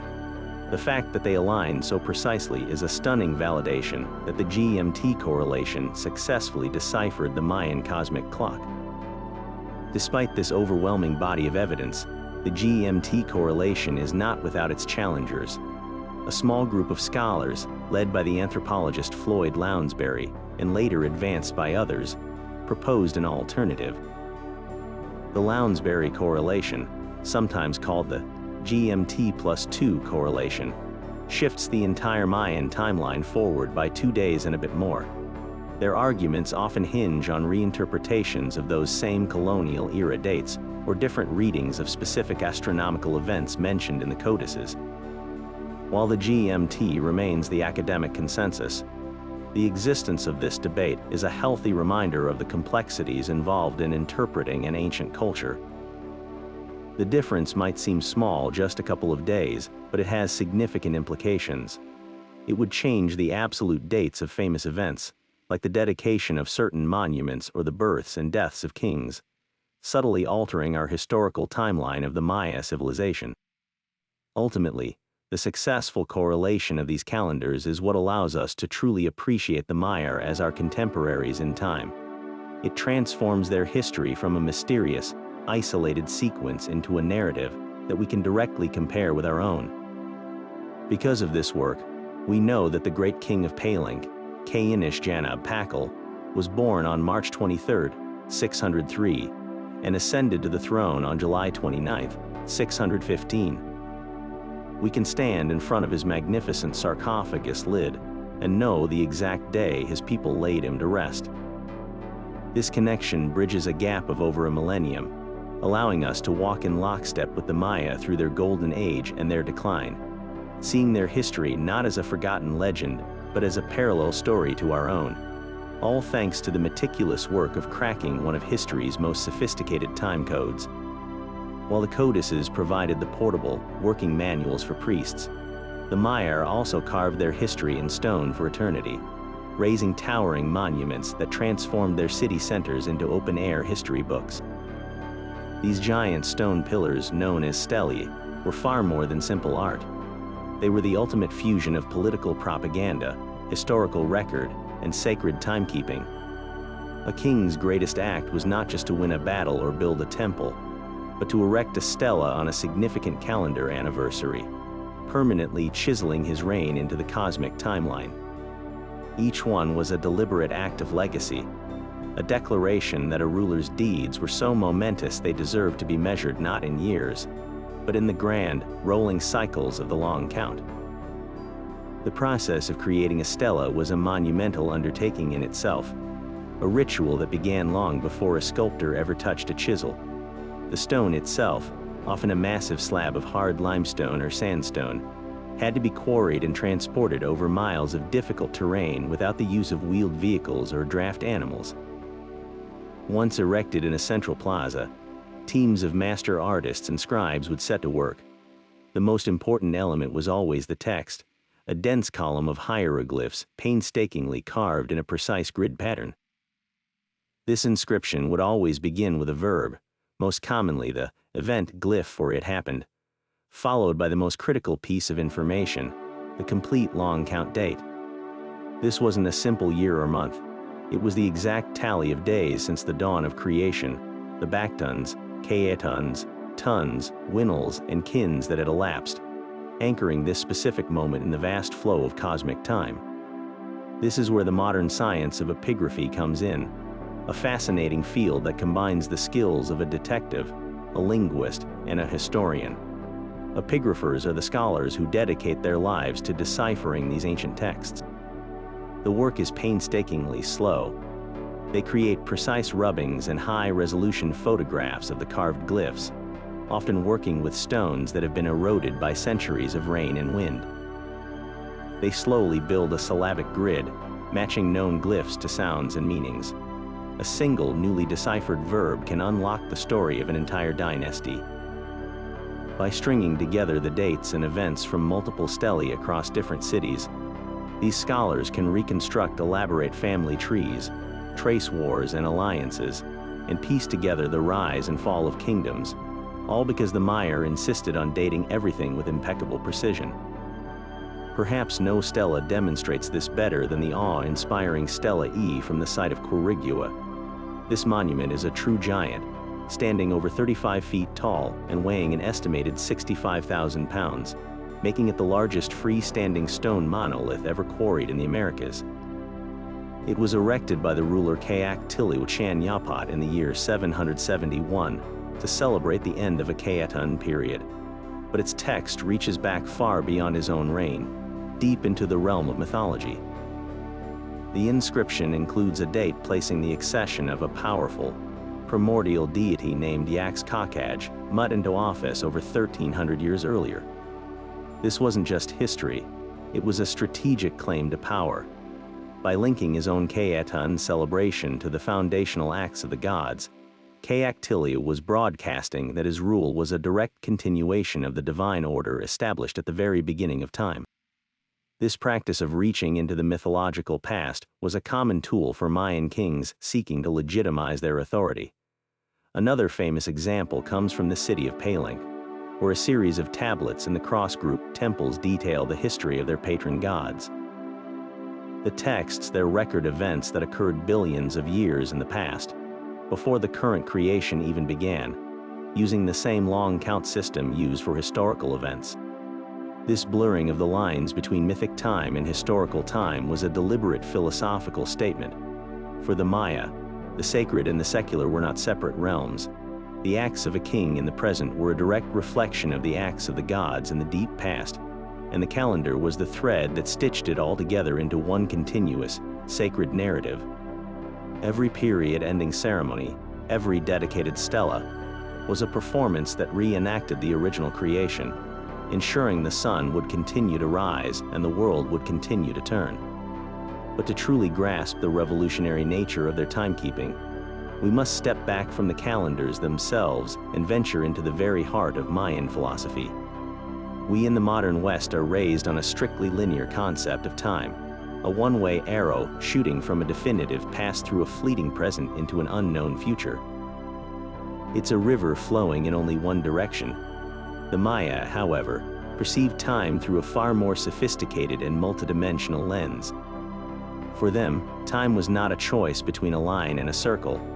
It was a brilliant fusion of both, a cosmic spiral where the sacred cycles repeated. But the great journey of history moved ever forward, creating a reality that was both deeply familiar and constantly new. This dual nature is perfectly embodied in their two primary calendar systems. The Tzolk'in and the Haab represent the cyclical aspect of time. These were the endlessly repeating wheels, the familiar rhythms of days, months, and seasons that govern the spiritual and agricultural pulse of daily life.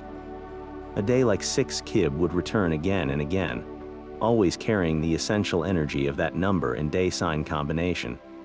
This cyclical view created a predictable, knowable world where the gods expressed themselves in irregular, rhythmic patterns. It was comforting and orderly. Yet, operating alongside this was the magnificent long count, the undeniable linear timeline. This was the absolute count of days from a fixed point in the distant past, barreling irreversibly toward an infinite future. The long count acknowledged that while the types of events might repeat, the events themselves were unique and cumulative. A king's coronation on a 4 Ahau day might echo the coronation of his ancestor on a 4 Ahau day centuries before, but it was a new event for a new era, adding another layer to the unspooling story of their civilization. This philosophy meant that for the Maya, history did not literally repeat, but its patterns and themes certainly recurred, each time with subtle and important variations. They believed that the gods of previous creations had been imperfect, and that each new world age was an attempt to achieve a more perfect balance. Therefore, the energy of a completing Bactun cycle was not the energy of doom, but the energy of potential, a critical juncture where the lessons of the past could be applied to shape a better future. A period of drought or warfare in the current era might mirror a similar challenging period in the mythic past, but the outcome was not predetermined. Through correct ritual action, wise leadership, and alignment with the sacred energies of the day, they believed they could influence the outcome, steering the recurring pattern toward a more favorable resolution this time around. This made them active participants in time, not passive victims of fate. This remarkable long-term perspective, afforded by their linear long count, is almost unimaginable to our modern minds, focused on quarterly reports and election cycles. They planned on a scale of centuries. When a Mayan king commissioned the carving of a stela, he wasn't just documenting his reign for his grandchildren. He was speaking directly to descendants 50 generations removed, placing his deeds within a narrative he expected to continue for thousands of years.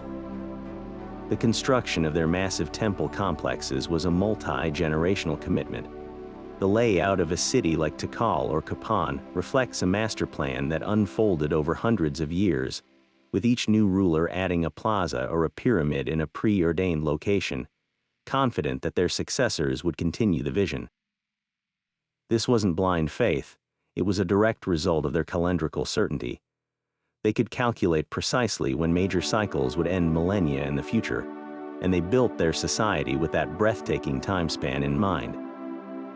Fascinatingly, this ancient Maya conception of time finds a curious echo in some of our most advanced modern scientific thought. While our classical physics once insisted on time's strict linearity, fields like cosmology and quantum mechanics now grapple with far more complex models. The Maya idea of recurring patterns with variation resonates with the scientific study of cosmic cycles, from the orbit of planets to the life and death of stars. Their belief that the past informs the present without dictating it aligns with chaos theory, which shows how complex systems are sensitive to initial conditions. Small changes in the past can lead to vastly different outcomes in the future, creating those familiar yet unique patterns. In a way, the Maya built a philosophical framework that acknowledged both the deterministic patterns of the universe and the inherent potential for novelty and change, a concept that modern science is only now beginning to formally explore with its most powerful tools. Their calendars were more than just a way to mark the days. They were a profound metaphysical map for navigating a universe that is forever old and forever new, all at once. Imagine the sheer practicality of the calendar for a Maya farmer, standing at the edge of his maize field. His entire livelihood, the survival of his family, depended on the whims of weather and season. But he wasn't just guessing. He lived by the steady, reliable rhythm of the Haab, the 365-day solar calendar. He knew with absolute certainty that the month of Sip was the time to clear and burn the fields in preparation. When the month of Yaxkin arrived, he knew the first rains were near, signaling it was time to plant the sacred seeds. The calendar didn't just suggest, it commanded with the authority of generations of observed wisdom.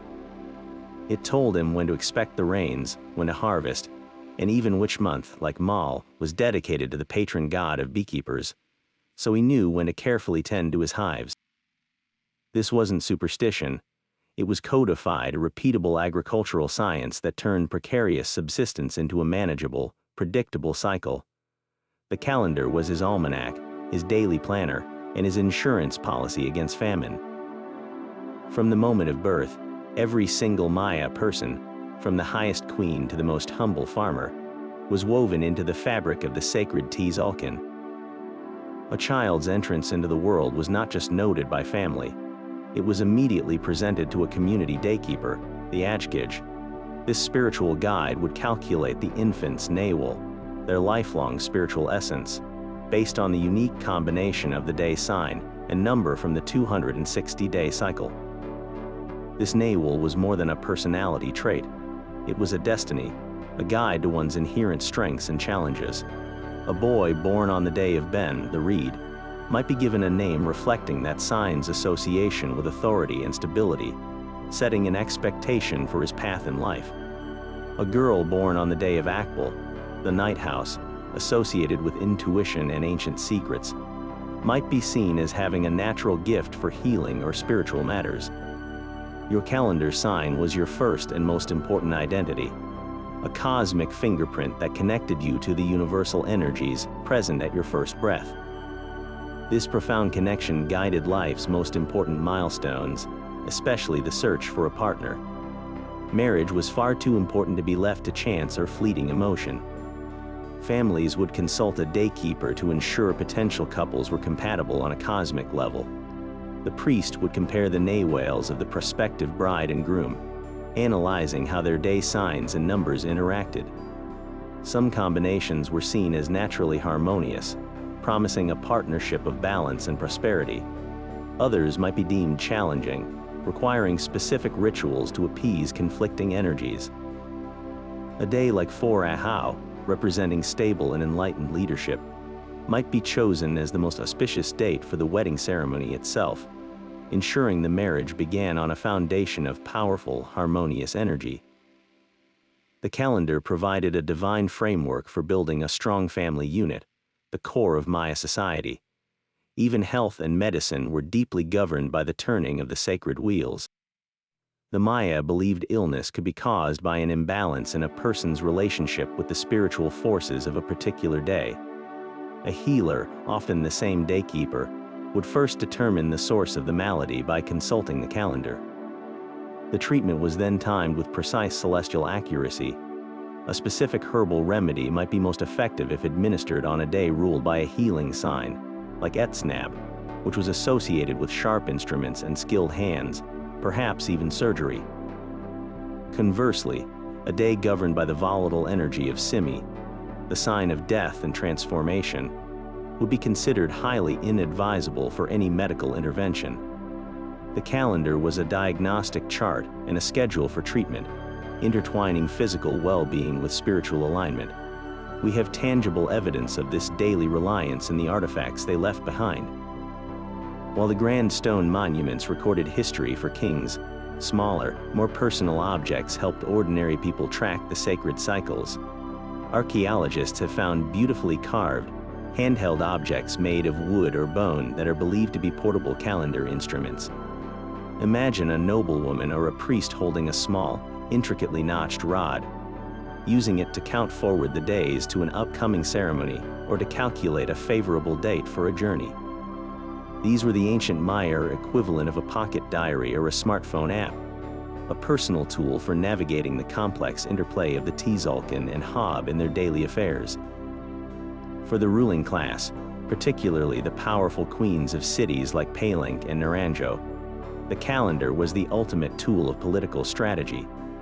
A queen like Lady Six Sky of Naranjo didn't just use the calendar, she weaponized it.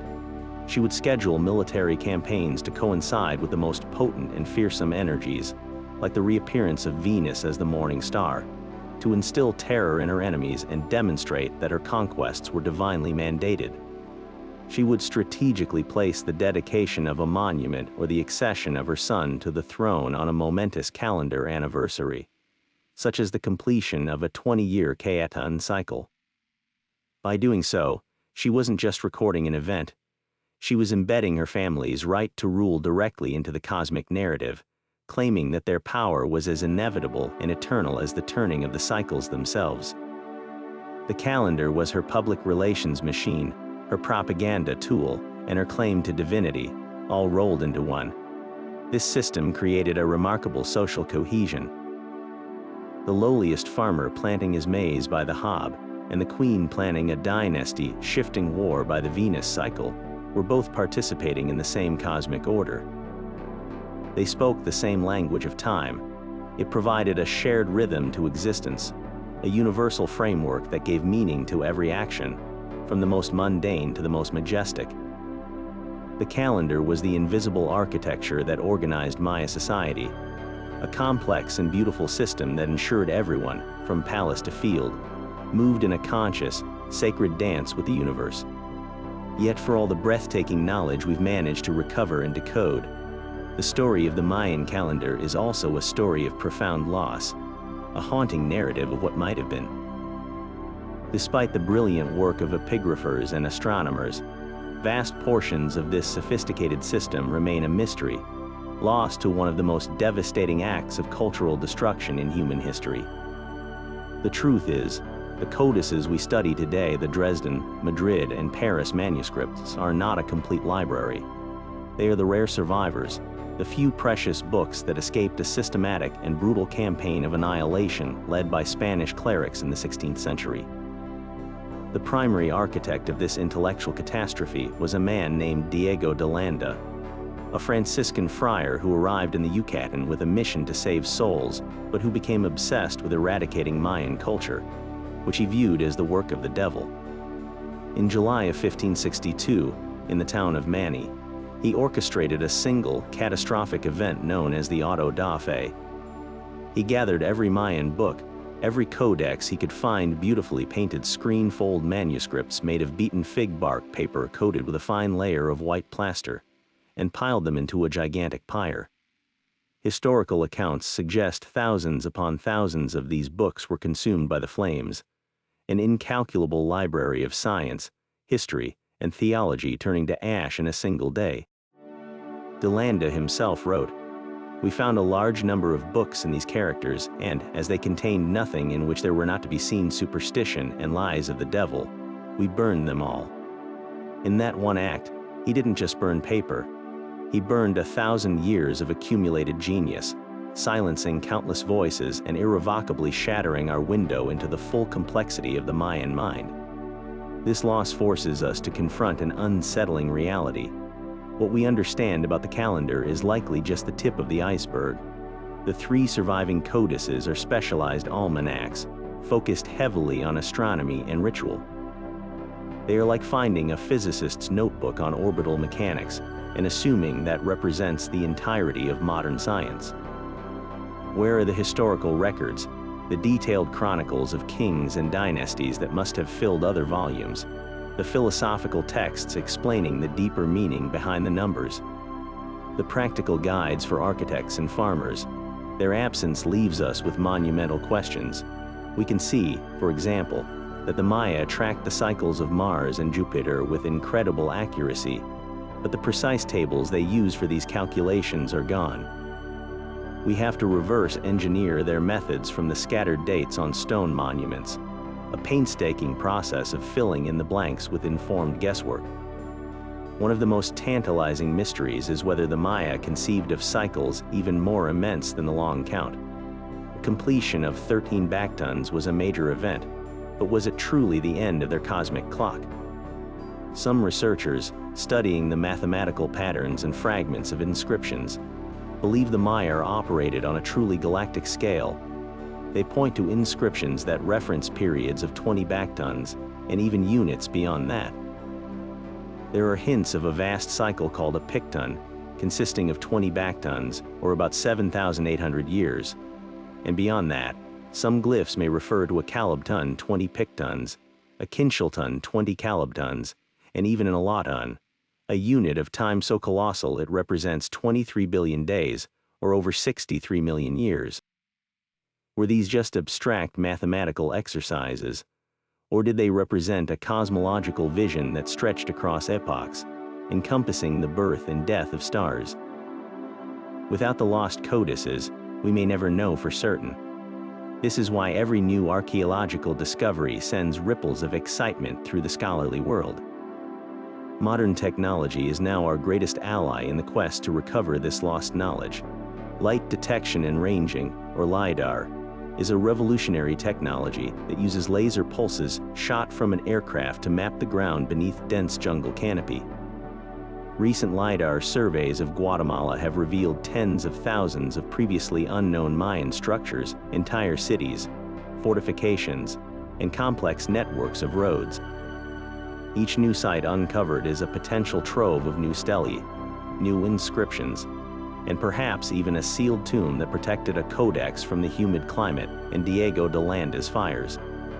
Every newly carved date adds another data point, helping to refine our correlations and confirm the stunning accuracy of their predictions.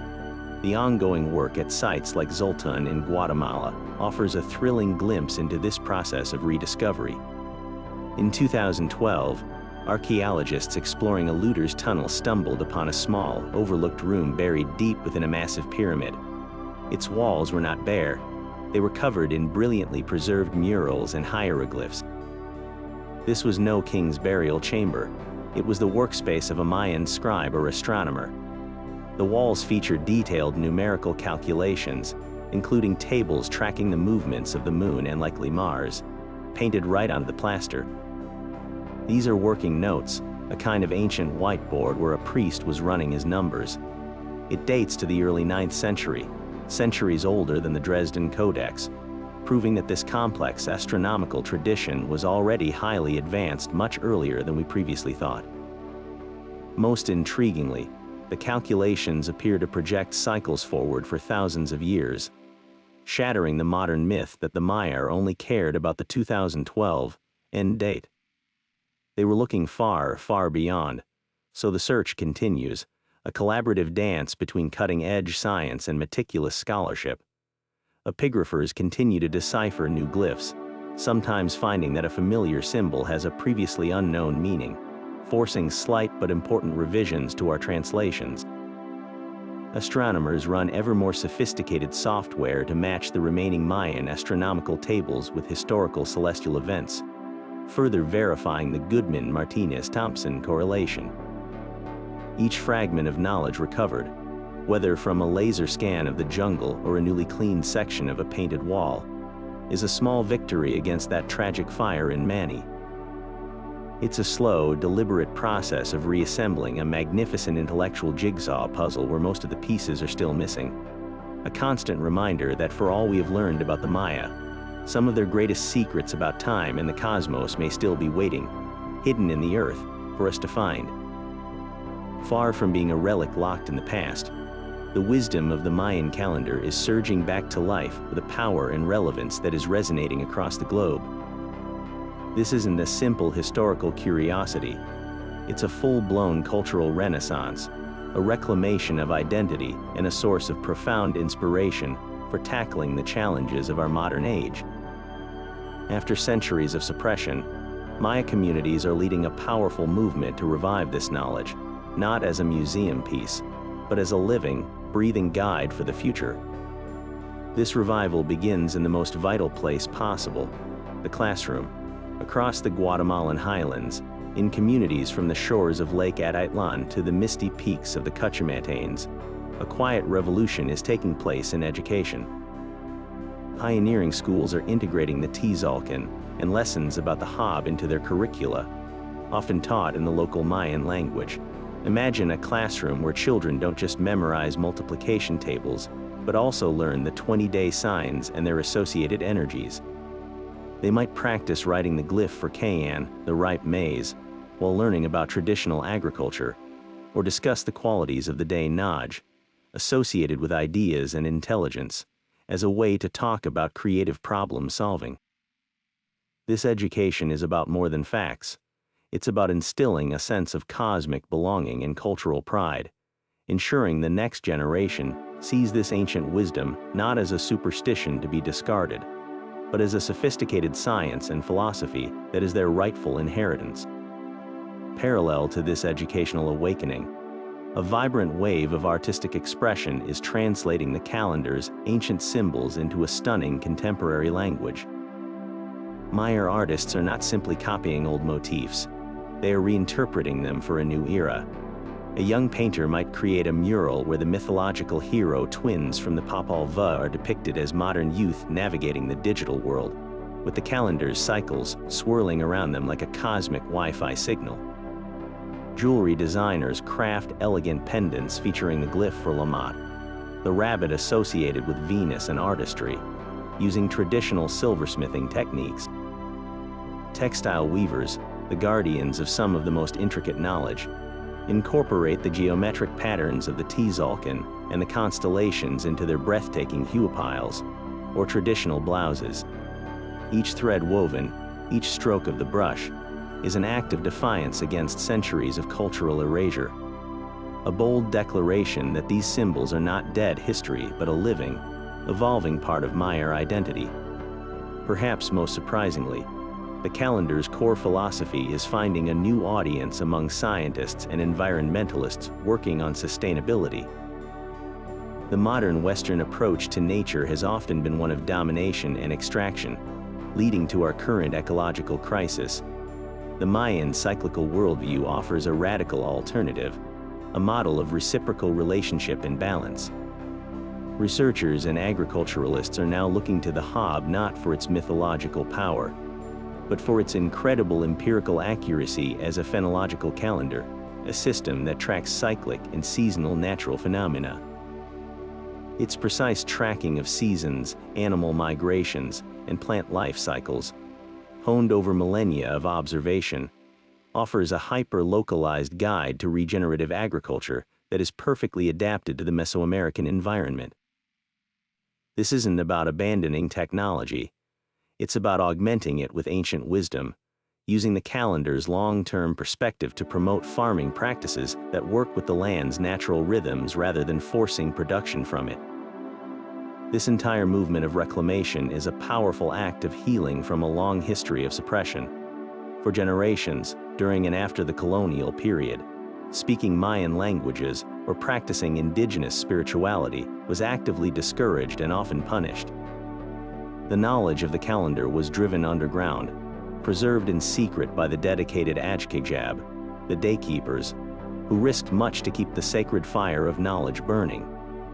Today's public revival is a direct reversal of that forced silence. Communities are now openly holding ceremonies to mark the start of the new year in the Haab calendar, the Waxjekib Biets, and celebrating the completion of cycles.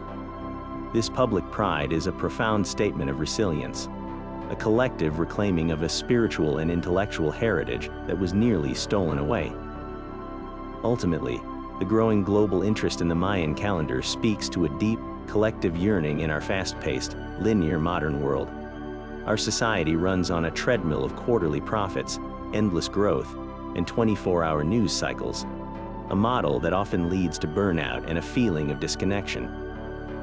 The Mayan cyclical philosophy offers a different pace. It invites us to see time not as a scarce resource to be managed and spent, but as a sacred, repeating spiral of opportunities for growth, reflection, and renewal. It suggests that there is a right time for everything, a time for energetic action, and a time for contemplative rest, just as the calendar itself has its periods of activity and its liminal, empty days of Wayab. This ancient system doesn't just tell us what day it is. It offers a timeless lesson on how to live in harmony with the cosmos, our communities, and ourselves, providing a much-needed alternative rhythm for a world that is desperately searching for a more sustainable and meaningful way to mark its passage through the stars. Now, let's tackle one of the most persistent and misleading narratives that has ever been attached to an ancient culture: the collection of myths surrounding the Maya and their calendar. It's time to clear the air, separate the archaeological facts from the Hollywood fiction, and restore this incredible achievement to its proper place in human history.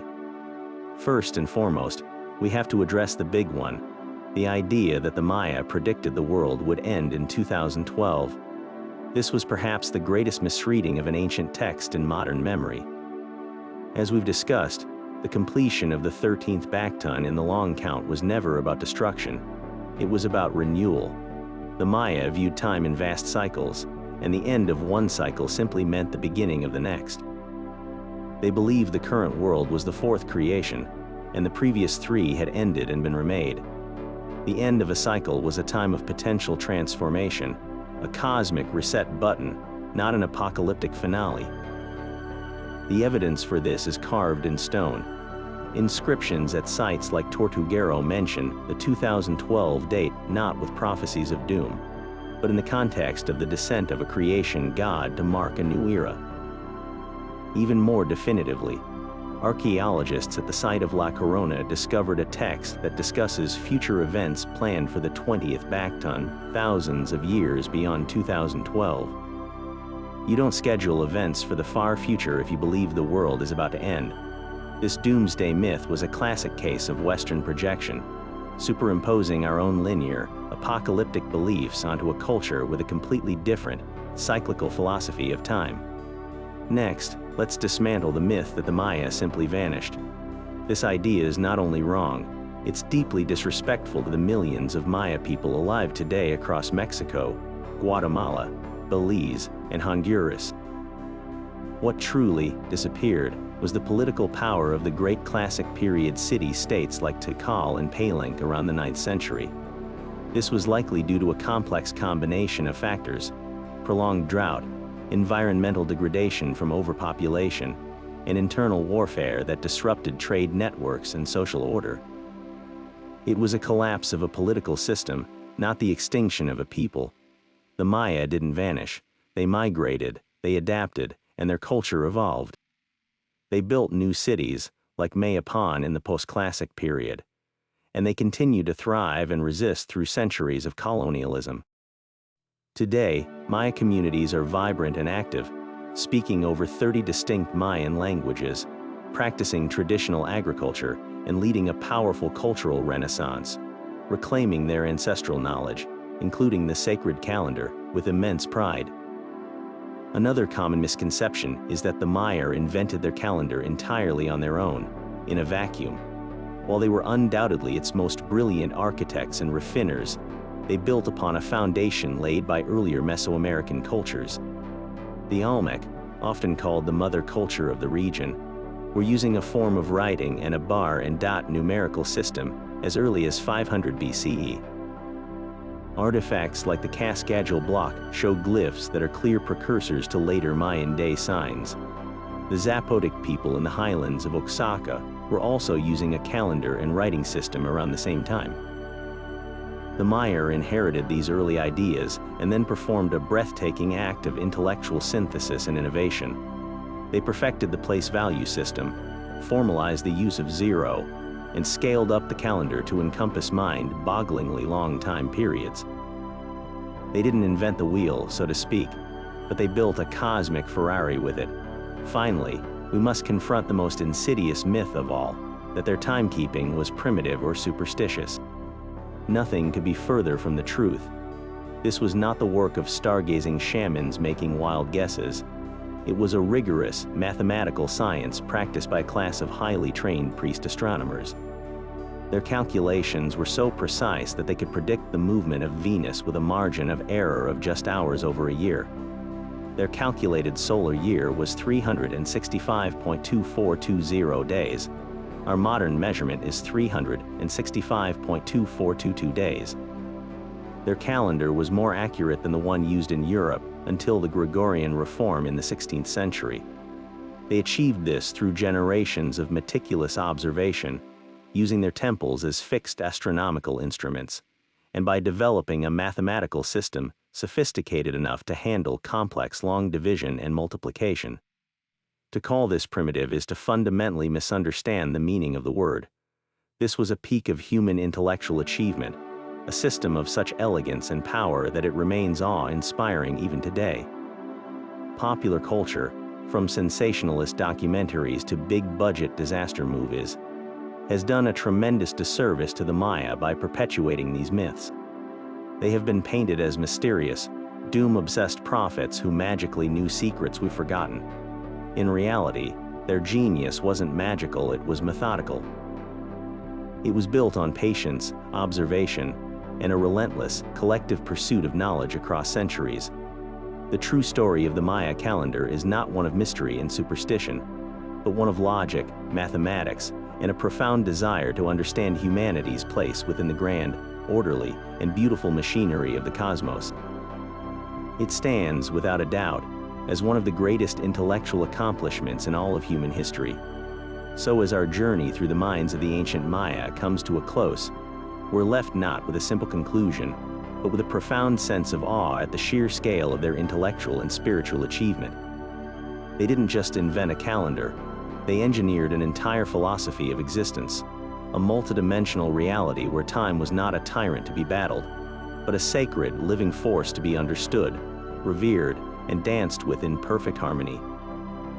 They managed to weave together threads of hard, precise mathematics and rigorous astronomy with the deepest, most intuitive strands of spirituality, creating a tapestry that connected the orbit of a planet to the planting of a seed, and the destiny of a king to the dream of a newborn. Their system stands as a monumental testament to human ingenuity, a beautiful reminder that the drive to find meaning in the cosmos is one of our most powerful, defining traits. In our modern world, we've perfected the measurement of time down to the vibration of a cesium atom, yet we often feel more enslaved by it than ever. Our digital calendars chirp reminders at us, our schedules are packed to the brim, and we talk about time as a resource to be spent, saved, or wasted. The Maya offer us a radically different, and perhaps more fulfilling, perspective. They challenge us to see time not just as numbers on a clock, but as a narrative, a story with rhythm, meaning, and purpose. They invite us to recognize that there are moments for action and moments for rest, seasons for growth and seasons for reflection, and that by aligning ourselves with these larger cycles, we might find a deeper sense of balance and connection in our own lives.